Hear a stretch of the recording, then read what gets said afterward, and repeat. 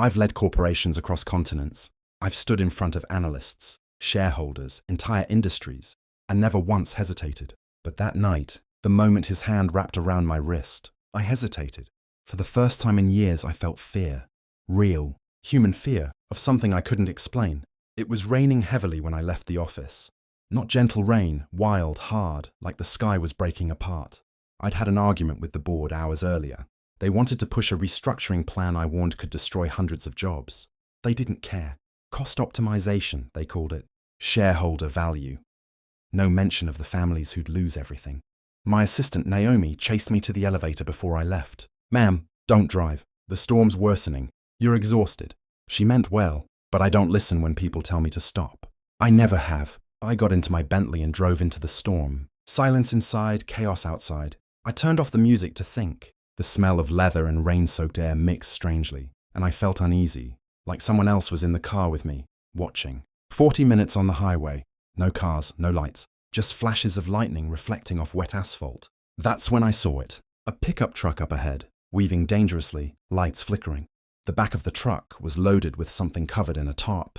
I slowed down, but before I could react, a bolt of lightning struck something on the road near it. The truck lurched sideways. Time stretched. His truck spun. My car veered. Metal screamed. Glass shattered. Then I remember only impact. Cold air, metallic taste, and then silence. I don't know how long I stayed still. My ears rang. I smelled something burning. Finally, I unbuckled, crawled out. My left arm was shaking. My vision was blurred, but I could see the wreck of the truck, upside down in the mud near the ditch. Steam hissed. I heard rain hitting hot metal. I ran toward it. Someone inside was coughing faintly. He was trapped. A single man, head bleeding, clothes soaked. I pulled at the door, but it wouldn't move. My hands slipped from the rain and blood. A dog started barking nearby, loud and aggressive. I couldn't see it, but it sounded frantic, almost like it was warning me. A sudden chill ran through me. The smell in the air shifted, like wet earth and bitter rust. Something off. I grabbed a metal shard from the wreck and used it to pry the door. With one desperate pull, it gave way and I dragged him out. His breathing was uneven. He opened his eyes briefly. I don't think he saw me, just light. "Stay awake," I said. "I'm getting you to a hospital." He whispered something, but I couldn't hear. Lightning cracked and the dog barked again, this time closer. I half carried him to my car and laid him across the back seat. My suit was soaked in blood and rain. I started driving, hands shaking. The highway was flooded, the storm worsening. 5 minutes in, I heard him stir. His voice was weak. "My daughter." I glanced into the rearview mirror. His eyes were barely open. "She's waiting for me," he murmured. "Don't let her be alone. She's scared of thunderstorms." The way he said it, like it mattered more than his own life. I don't know what came over me. I reached back and placed my hand briefly over his to reassure him. But instead of holding my hand, he gripped my wrist, tightly, too tightly. His eyes shot open. Not dazed, alert, focused, almost intense. It lasted only 2 seconds, but those 2 seconds stretched endlessly. There was something in his eyes, not gratitude, not pain, recognition. As if he knew me, as if he had seen me before. The pressure on my wrist grew painful. I tried to pull away, but he held tighter. His breathing steadied. Then very softly he whispered, "We finally meet." I froze. "What?" I whispered, unable to speak louder. The dog barked again outside, this time just beside the road, close. Too close, but it wasn't his truck's dog. I didn't see any dog with him when I pulled him out. I looked ahead again. The headlights caught something black crossing the road. A figure, brief, like a shadow rushing past. I swerved, braking hard. He released my wrist instantly, sudden, intentional, and fainted again. My heart pounded. The rain hammered against the glass, and for the first time in years, I felt utterly unprepared. I looked at the mark on my wrist where his fingers had pressed. 4 red lines, almost perfectly parallel. A chill crawled down my spine. Who was this man?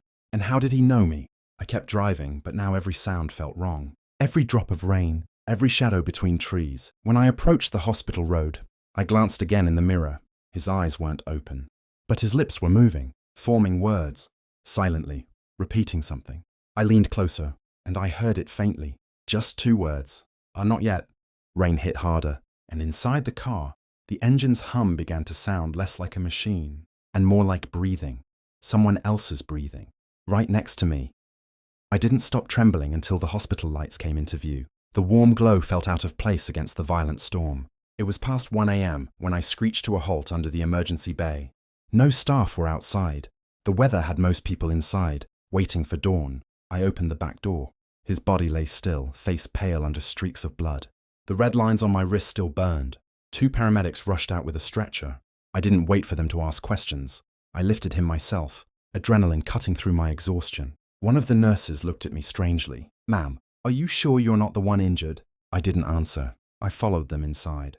Rainwater dripped from my coat onto the sterile tiles. The fluorescent lights felt too bright, exposing everything. When they wheeled him away, I took a seat. The trauma unit door closed with a thud. The silence that followed was far too heavy. It was as if even the hospital air refused to breathe. My phone buzzed. "Naomi," I answered, trying to keep my voice steady. "Ma'am, your tracker shows you at the emergency center. Are you okay?" "For now. Storm's shutting down all roads. I'll get to you ASAP. Just please don't make any decisions until I arrive." She hung up before I could reply. I exhaled slowly. I thought I felt calmer, but then a movement caught my attention. A dark figure, reflected faintly in the glass entrance doors. Just a flicker of movement, like someone stepping aside before I could really see. I stood up, nothing outside but rain, except something was still there. A shape, barely visible, crouched beside a trash bin near the parking lot light. A dog, mud-stained, shivering, staring directly at me. Not barking this time, just watching. The exact same bark I heard on the road echoed in my head. I looked away, and the automatic trasher lid opened on its own. No one around, no wind strong enough. I felt the air thicken around me. Then the ER door opened, and a doctor approached. Middle-aged, tired eyes. He introduced himself as Dr. Miles. "Your friend is stable for now, but he suffered heavy head trauma and fractured ribs. It's remarkable that you got him here in time." He paused. "You dragged him from that truck alone?" "Yes." He studied me for a moment. "You must be very strong." "I had help," I said. "From who?" I hesitated. The dog, the shadow, the man. I couldn't verbalize it. We walked toward his room. Just outside it, Dr. Miles lowered his voice. "Before I let you in, I need to tell you something." I met his eyes. When we examined his pockets, we found no ID, no wallet, nothing. "What about his phone?" The doctor shook his head. "Destroyed." I frowned. "He mentioned a daughter." Dr. Miles sighed. "We found no contact details, but..." He pulled a crumpled piece of paper from his coat pocket and handed it to me. A drawing, a child's hand-drawn sketch. A man holding hands with a little girl near what looked like a small wooden house. Above it, the word home. And below, my signature, my name. Not typed, written, as if I'd signed it. My stomach twisted. "I never..." Dr. Miles interrupted gently. "Ma'am, we're only treating him medically. If there's something personal involved, maybe you should speak to him when he wakes." "He recognized me," I whispered, more to myself. Dr. Miles looked confused. "He hasn't fully regained consciousness yet. He hasn't spoken since arrival." "I'll check in on him later," I forced out. As he walked away, I stepped into the hallway.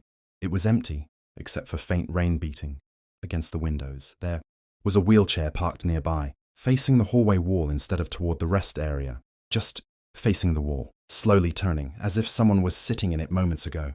I heard a whisper behind me, barely audible. Not yet." I spun around, nothing, except the dog, standing at the end of the corridor, wet, staring, tail stiff. I took a step toward it. But to my left, the ER door opened, and a security guard stepped out. "Ma'am," he said, "storm's getting worse. The parking lot is flooding. If you're waiting for someone, stay inside." He wore a standard uniform, but something about the way his eyes watched me seemed too analytical. I nodded but didn't speak. He looked down the hallway where the dog had been. It was gone. He turned to me again. "Funny thing," he said casually. "The last time we saw a dog in this hospital was 5 years ago." "5 years?" I asked. He nodded. "Belonged to a patient hit by a truck. The dog refused to leave the building until the patient passed." I stared. "What was the patient's name?" The guard thought for a moment. Finally, he shrugged. "I don't remember the first name, but his last name was Franklin." My breath caught. The doctor earlier had briefly mentioned the man's medical file entry. Daniel Franklin. Single father. Estimated age, 34. A thunderclap shook the windows violently. At that exact moment, from inside the trauma room, I heard something fall. Then, the faintest, slow smile from the guard as he turned away. Not friendly, not even reassuring, more like predictive. I looked through the trauma room window and saw Daniel, sitting up, staring directly at me through the glass, eyes open, alert, and smiling, very slowly. as he lifted his palm and traced his finger across his wrist, right where he had gripped mine. I didn't remember pressing the brakes. All I knew was that when my car hit his motorbike, the world stopped. I'm sorry, I stuttered as I rushed out. He didn't reply. He just knelt on the ground, clutching his side, his eyes fixed on his little boy still strapped to the seat of the damaged bike. I'm the CEO you read about in magazines. Rich, ruthless, lonely. But that night, I was just a woman who made a mistake. He didn't wait for the ambulance, didn't demand money. He just whispered, "My son, he's scared. Can you help him?" I pulled them both into my car. For 10 minutes, we drove in silence until I reached toward his wrist to check if he was bleeding. And that's when he held my hand. Firm, steady, warm. It wasn't romantic. It wasn't desperate. It was the first time in years someone touched me without fear or expectation. "I'm not angry," he said. "I just didn't know rich people stopped for people like us." Those words shattered something inside me. Over the next days, I paid for his treatment, helped repair his home, made sure his son got therapy. I thought I was fixing what I broke, but the truth? He fixed what was broken inside me. One evening, his son took my hand, pressed it against his heart, and signed something. The father smiled gently. He said, "Thank you for hearing me. Even when I don't speak." I covered my mouth. I'd never cried in front of anyone. That night, I offered the father a job, not out of charity, but because I trusted him more than anyone in my billion-dollar empire. He hesitated. Then he said, "I don't know corporate life, but if it means my son gets someone like you in his life, I'll try." Today, he works beside me. World calls me powerful. But the day he held my wrist was the day I actually began to live.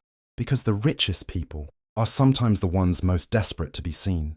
In that moment, I wasn't a CEO. I was just a woman who finally found someone who didn't look at money. He looked at my heart.